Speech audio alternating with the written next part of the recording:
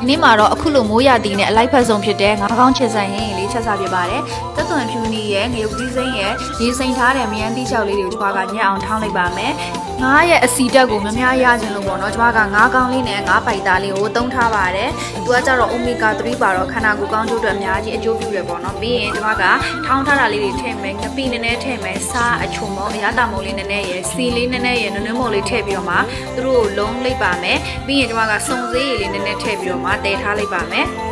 ငါကြီးစီကိုအပြင်မှာဝယ်မစားဖြစ်ဘူးဆိုရင်ငါအစီအများဆုံးပါတယ်ပေါ့နော်ခေါင်းနဲ့ဖိုက်သားကိုမကြချက်စားပါလို့အကြံပြုချင်ပါတယ်အခုလိုမျိုးငါးလေးတွေကိုတခြားလေးလုံးပြီးပြီဆိုရင်ကျွန်မကရေလေးထည့်ပြီးတော့မှ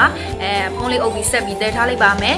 ခရင်းပြက်နေတဲ့သူတွေနောက်ထပ်နေမကောင်းဖြစ်ချင်နေတဲ့သူတွေဆိုရင်အခုလိုမျိုးလေးချက်ပြီးတော့မှစားကြည့်ပါချင်းချင်းဆက်ဆက်လေးနဲ့ပေါ့နော်လုံးဝကိုပွန့်ထွက်စေပါတယ်ပြီးပြီဆိုရင်ကျွန်မကရှမ်းနန်နန်လေးအုပ်လိုက်ပါမယ်အခုဆိုရင်လုံးဝကိုစားလို့ကောင်းတဲ့ငါးကောင်းချစ်စက်ဟင်းလေးရပါပြီရှင်